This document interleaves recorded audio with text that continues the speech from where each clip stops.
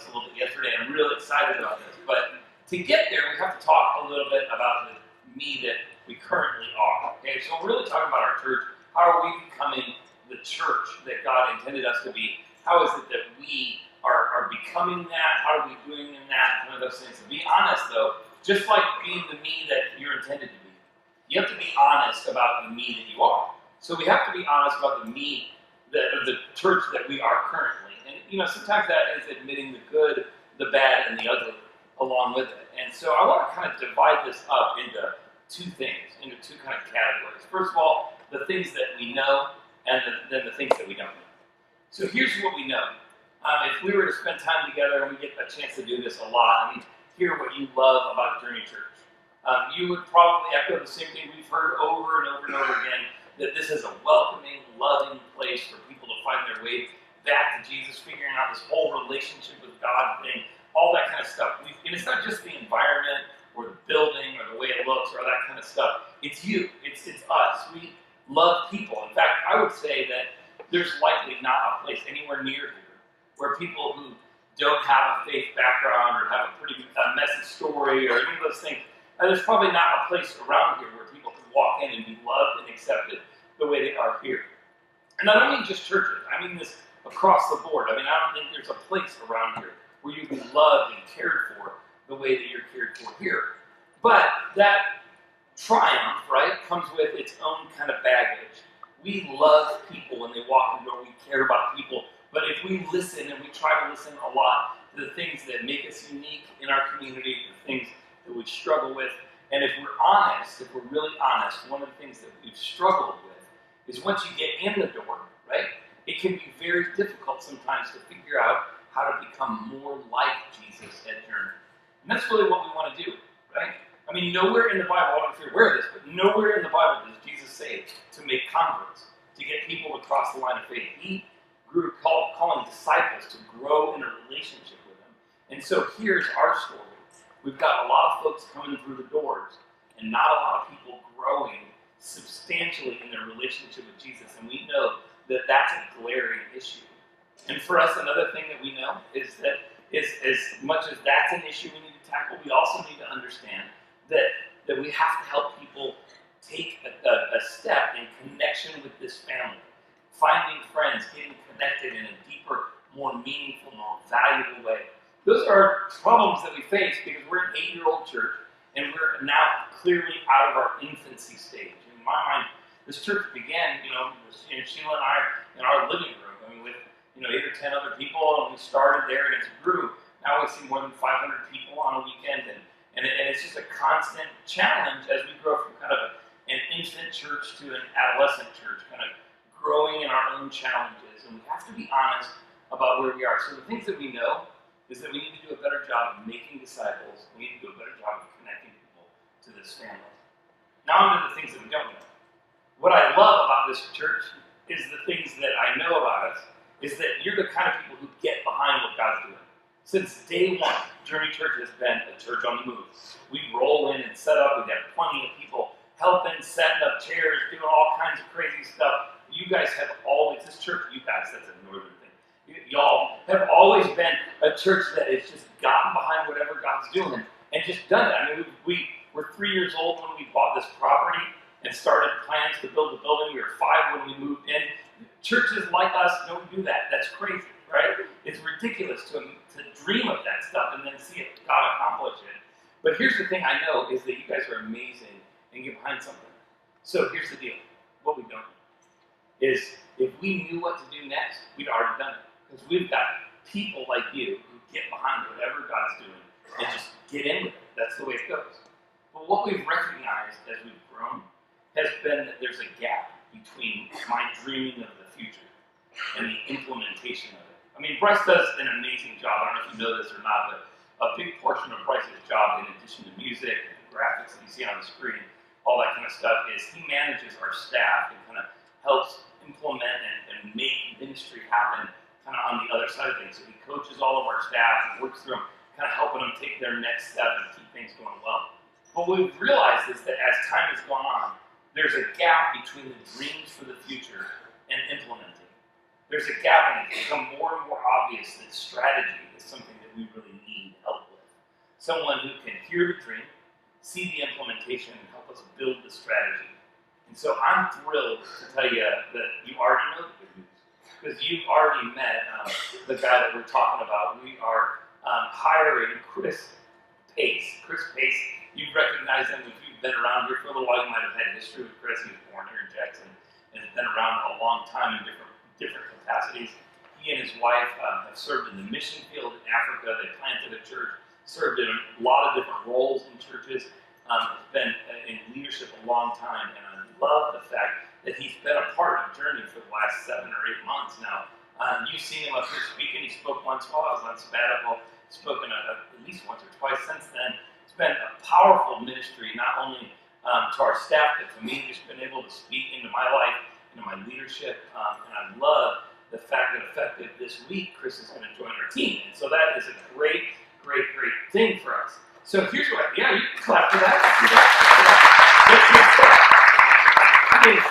It's really good news for us, because it gives us a chance to be able to introduce someone whose gifts in leadership and strategy are uniquely positioned in a way to help us move forward and grow into the church that God is caused us to be. That's not without discomfort, it's not without challenge, it's not without a lot of things, but we are thrilled about it. So I'm going to invite Chris and Leslie and their daughter Claire to come up here so you can see their faces and get to meet them. Chris spells his name with a K, Leslie spells her name L-E-S-L-Y-E, and Claire is spelled with a number 9 at the front, and then, I'm just kidding. So, no, this is Chris and Leslie and their daughter Claire. They have 2 other grown children in other parts of the country. We don't care about them. The very best part about this video is Leslie and Chris. That is Leslie and Claire. So you don't really have to pay attention to him.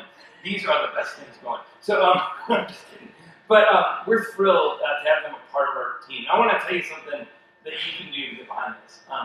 It matters to us. This isn't just an us to you kind of thing. This is an us thing. We care about helping what God is doing, getting behind it with both shoulders. So let me just challenge you.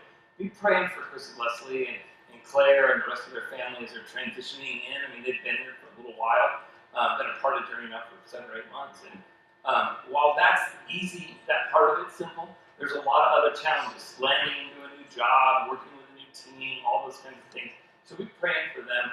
Also, I need you to know that nothing will bless a leader more so than you getting behind what he's doing with both shoulders. So God needs every single one of you behind what he's doing with both shoulders. He's put Chris and a lot of us at the helm of those things. But man, I am so excited about what God's going to do next. So get behind what they're doing and help them lead well by serving, by getting behind it and supporting. So if you don't mind, I'm going to pray for Chris and his family. I mean, I'm going to do it even if you do mind. And to be fair about it. So I'm going to pray for Chris, and then you guys can get a chance to meet him and his family in the lobby on the way out. So let's pray together. Jesus, thank you for Chris and for Leslie and Claire, and God, we're thankful that you have you've positioned the experiences and the things that have happened in the Pace's life, and that you literally paced them into this portion of our story. Lord, we're thankful to you that you've gifted leaders, that you've gifted servants and people who contribute to your kingdom in such significant ways. So God, we just carve out the time that Chris and Leslie and their family are a part of our story. Lord, we just consecrate it to you. We give you their life and their leadership that's under our umbrella, Lord. We just ask that as we build this portion of your kingdom, God, that we would do much to make you known and do very little to make us known. Lord, we thank you. We dedicate this ministry to you again, and just remind ourselves and our hearts that this isn't about us. It's very much about you and your people. Jesus, we give this to you, and we thank you for the Pace family. In your name we pray. Amen. Amen. Give it up for them. Let's get started. I mentioned it earlier, but you can meet them in the lobby, shake your hands, talk to Leslie and Claire. Claire would love it if you talk to her and ask her about all the boys that she thinks are cute around here. That'll be really good, I promise her. She was going to say that, but I wouldn't let her make a list up here. I told her she could not have a microphone. So she's mad at me about it, to be honest. So, but anyways, thrilled they're going to be a part of our team. In case you can't tell, I'm joking, but you should still make her feel welcome. But anyways, man, the me that I'm supposed to be. You know, we have this tension, don't we, all the time with all the me's that we manage. We manage the work me, and the family me, and this me, and that me. And we do pretty good at keeping those things separate. You know, the truth is that we do a good job of managing the multiple me syndrome because we keep our life kind of compartmentalized and separated. In fact, I was looking for a way to illustrate that to us, and Chris and I were on the phone, we were talking about it, and like, this is the best way to understand it. Now, I was hoping to find one of these boxes, but I couldn't find one, so I had to make one. So you can kind of get this thing. You ever see one of these boxes where you want to put like your glasses? You put your glasses in there so that they don't break when you drop it like that. I don't know how to make that mistake. So you ever see one of these? Like you have this box that like you put your glasses in. Now you have to have like enormous glasses to put them in this box. You get the idea. But you put them in here so that you can keep them separated from other things, so that if one thing breaks, it doesn't get all over everything, or so that it keeps everything from banging against each other. This is how we live our life, isn't it? We have the church me, and we have the work me, and the family me, and we have the me that goes on dates, or we have the me that looks at the internet, or we have the me that does this. We have all these different me's that go in all these different places, and we manage them, right? We keep them separated, like in the immortal words of the offspring. We have to keep them separated. All right, so come on, that's good stuff. So there's all these compartments that we have, and we got them separated from each other. We don't let them touch because what we do is, if we make a mess in one portion of this, we feel like if we keep them, separated from each other, that this idea that they make a mess in one area won't overflow to another area. But the truth is, that's not how it works, is it? I mean, we really, when we're logical about it, we know that if we make a mess at home, it's going to affect me at work, it's going to affect me at church. If we make a mess at church, it's going to affect my life and the way things go here. If we make a mess someplace where nobody knows, right, the secret me, then it's definitely going to affect all those others. And we really wish, that life would just keep its separate things. We wish that everything was like work, right? Because really, at the end of the day, work doesn't much care today. I mean, your boss, he wants you to come to work, do your job, and he doesn't care where you go after work, right? He doesn't care what you do in the evening. He doesn't care what happens overnight. All he cares about is that you show up the next day. As long as your out there life doesn't affect your in here life, then it's okay. But the problem is, we have a tendency to treat Jesus that way. We have a tendency to treat Jesus like as long as my drinking life doesn't affect my church life, it's okay. It doesn't really bother me as long as I can keep these two separated from each other.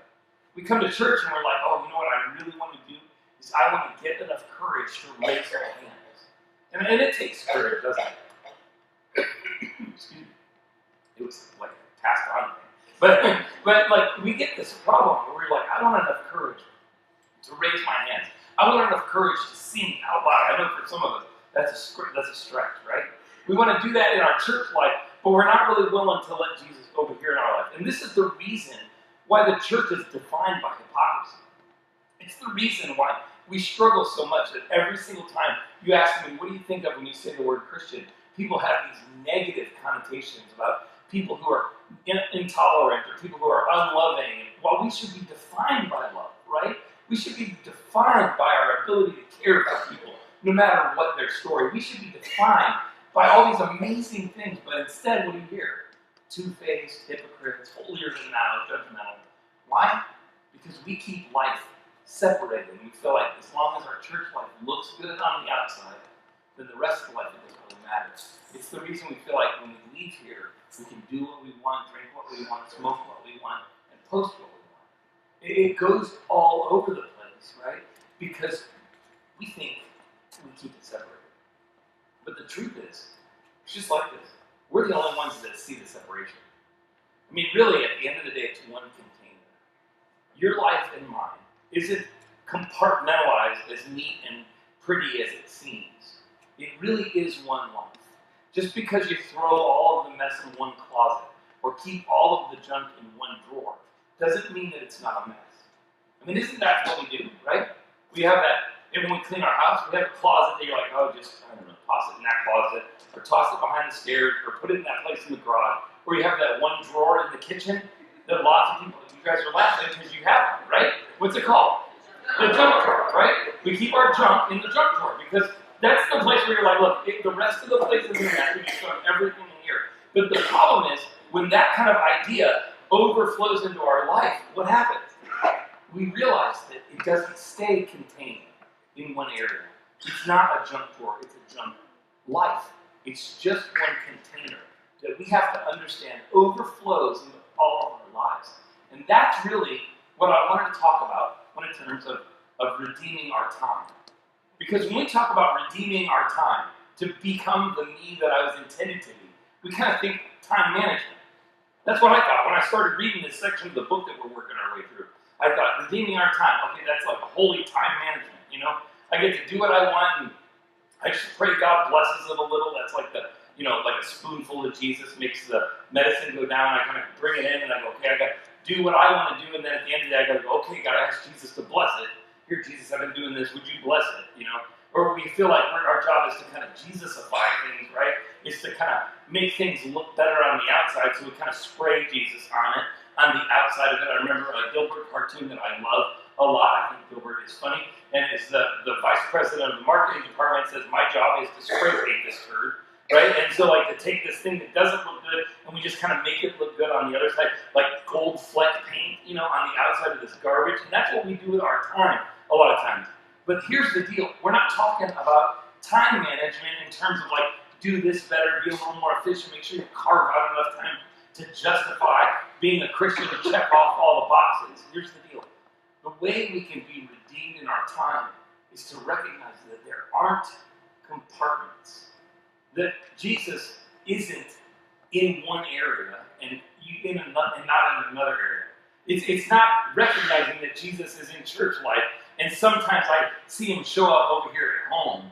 It's realizing that in his mind it is one life and you can't keep them separate. The challenge we have that we have to understand is that the difference between religion and relationship with Jesus is really this issue.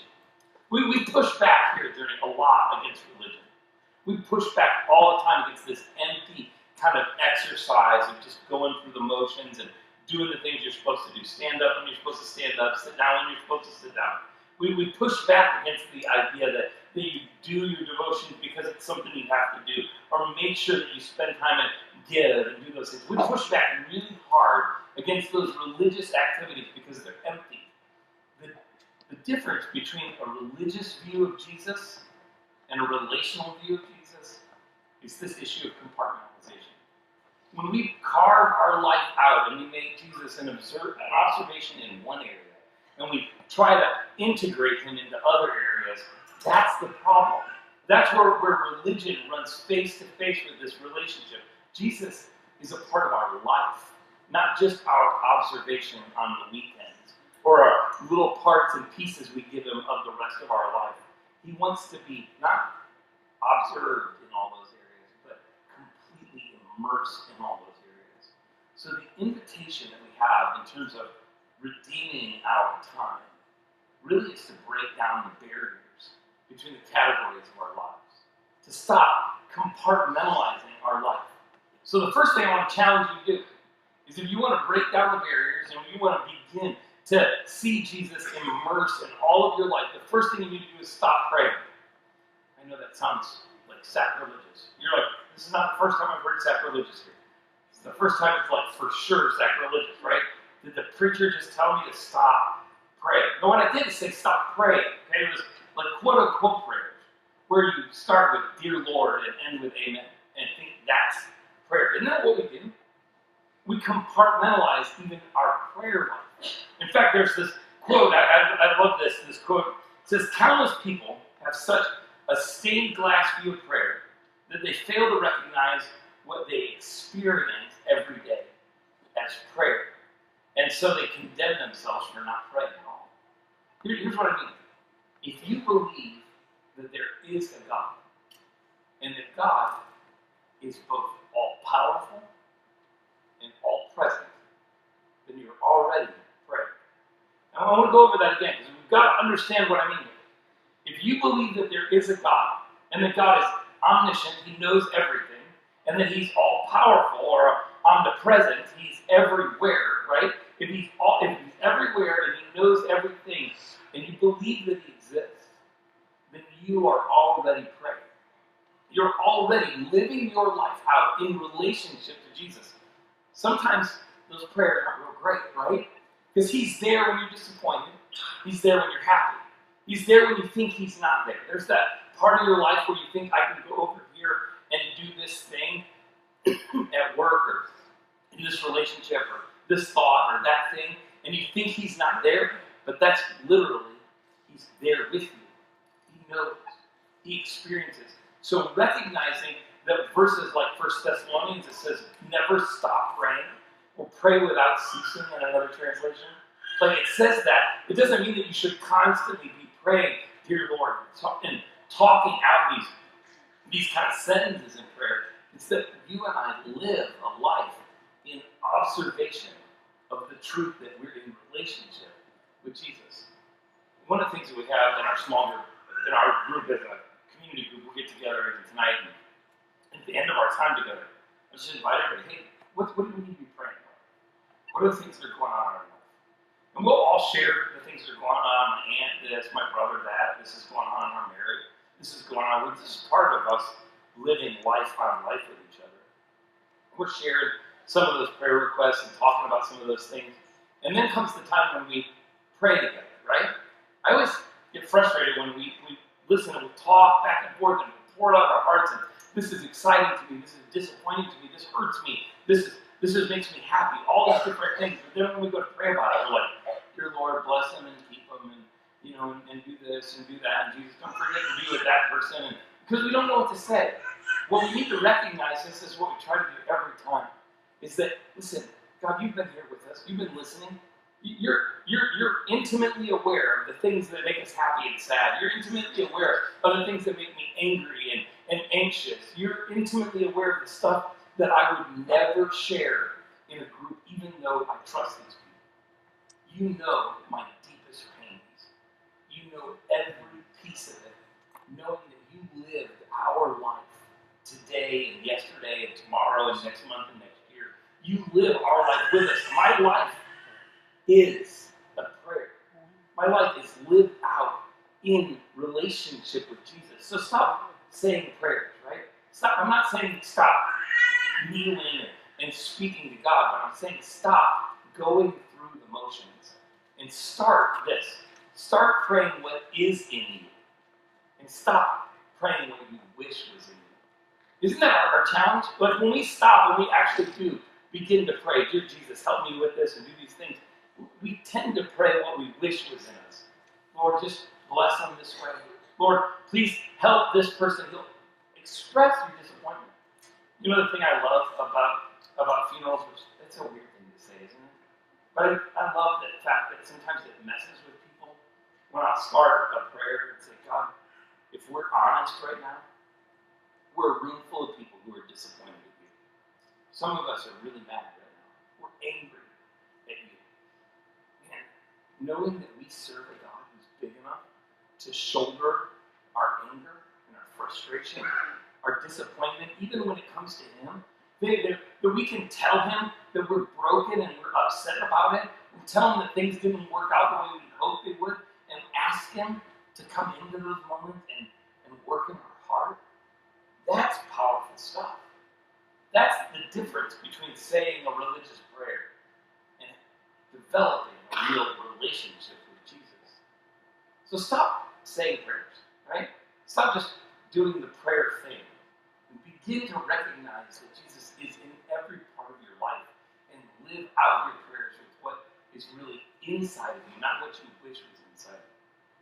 The second thing I want us to see that would be valuable to us, and if we're going to break down these barriers, is that as we look in the different compartments of our life, we recognize that there's some similarities, isn't there? That if you were to look through your life, you'd see a systematic thing. You'd see a theme that's running. There's a signature sin that runs through every part of your life. But because you've kept life kind of segregated and separated, you've kind of gone, okay, here's this area of my life at church, and here's this area at work, and here's this area over here when I'm quiet by myself, and here's how I act with my wife, and here's how I am with my family, and here's all these different things. We don't always see it. But when we start to look at each one of those things, you'll see that the enemy is pushing the same button in your life over and over again. There's a signature sin in your life. There's stuff that we're kind of given to that is systematically been a part of every life. Here's how it looks at church. It looks a little different at work. It looks a little different at home. It looks different with the kids. It looks different when I'm by myself. But we have a systematic way that the enemy's been working in our life. He's been pushing the same button over and over again in different ways, in different places. Here's the challenge there for you. Recognize that the enemy, he's not creative. He's consistent. He knows what gets a reaction out of you, and he will not leave it at home. He won't leave it at work. He won't leave it with your family. He won't leave it when you're alone. He's going to use it in every single way. There's a signature way that the enemy's been at work in your life. And if you want to begin to break down the barriers between those areas of your life, you want to begin to grow, not at home or at church or in this area or that area, but as one life. If you want to begin to grow as one life, we've got to let down those barriers between the two and start to see the way he's at work in all those areas, whether it's at school or at work or at home, it doesn't matter. So understand that you and I have a signature sin. It's the reason why it's so easy for us. As long as we keep things separated, it's real easy for us to point out other people's problems, isn't it? I mean, look at what Luke chapter 6 says. It says, and why worry about the speck in your friend's eye when you have a log in your own eye? Who would do that, right? If you had a giant log sticking out of your eye, who would point out the problem in somebody else's life? But because we keep things separated, like our work is this, and this is here, and over here, we keep it all small. It doesn't feel like it's one really big issue. But we're the only one who thinks that these things are separated. Everyone else looks at you and sees your whole life. They see the work you and the home you as the same person. They see the church you and the private you as the same person. They see the family you, right? And the person you are socially as the same person. Nobody else sees all these divisions, but because we keep them separated, we can feel a little bit like things are at least a little bit manageable. So ask yourself, where's the signature sin? What's the thing that winds up in everywhere? And here's the way to do it, I think. We don't bring up your past much in Journey.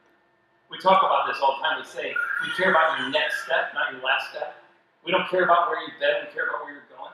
And those are absolutely true. In fact, if you came here today and you're ashamed, you're like, I don't know, I wasn't sure if church would, if the walls would fall in if I came to church. It's okay, they're plastic. It's not a big deal. So, but you're a little bit nervous about it, and you think, oh, great, they're going to bring up our past. But here's the deal. Your past isn't important unless your past can tell you something about your future. If you can look in your past and see a system or a rhythm, and you're going, man, you know what? I've seen this at work and this at home, and this at school, and this in my relationships, and this when I'm alone, and this with my kids, and I see that same system over and over and over again. Maybe you should pay attention to that. Here's what I think, is that your relationship with your past and your future should be a lot like your windshield and your rearview mirror. It should be a relationship about that size. You should look a lot at the future and a little bit at the past. Learn from yesterday and take it into tomorrow. So look backwards for your patterns. Look back and go, man, you know what? Now that I think about it that way, I see that he's pushing this insecurity button over and over again. Like our staff, we have a lot of talks about this. Not because they're insecure, but because I'm insecure at times. And there are some things where the enemy over my life has pushed this insecurity button. And so sometimes I'll snap at somebody and I'll have to go back to them, hey man, you know what? I'm sorry I snapped at you. When you said it that way, it pushed this insecurity button in me, and I just lashed out, and the enemy's just really been on me about that, and I needed to repent of that. And sometimes I have to eat a little humble pie, right? I don't eat it very well. I've got a lot of spare slices if you need it. But sometimes there's that struggle of us, right? Where we see over and over and over again that the enemy's pushed the same button in all those different places. But when we take the dividers out, we begin to see what he's doing. every one of us have that same kind of system that the enemy's been pushing that button over and over again because he knows that you'll react in a different way, but in the same way, in different areas of your life. When we start looking at it as one life, we're able to start understanding it. We're able to invite Jesus into it. We're able to break the agreements that brought us to that place and move forward in freedom. That's powerful stuff. But we have to start by decompartmentalizing our life. I mean, that's really the bottom line, isn't it?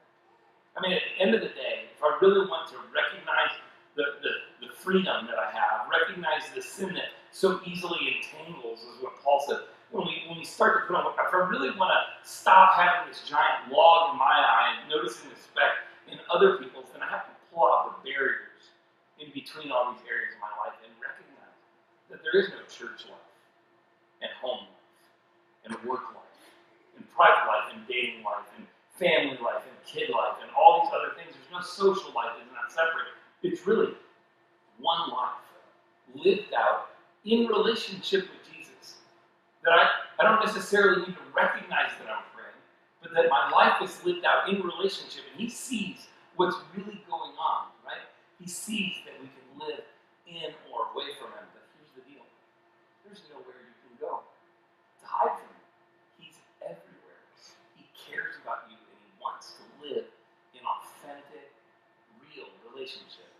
Not with just one compartment of your life, but with all of it. Let's pray. Jesus, we're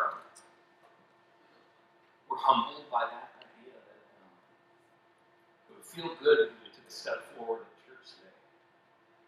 But then we'll go back to work tomorrow or live in our homes this afternoon, and we'll live like you can't see those things. And it's humbling to us to recognize that you can. That brings a lot of brokenness to our surface. So Jesus, we just we invite you into that brokenness. We know that you're there. You know that you care about us, that you love us. You want to restore and set us free from that. But Lord, we just we want to invite you into it, to relax our grip on the parts of our life that we think we've kept hidden from you. Jesus, we just we want to be real and honest about what's in us, not just what we wish was in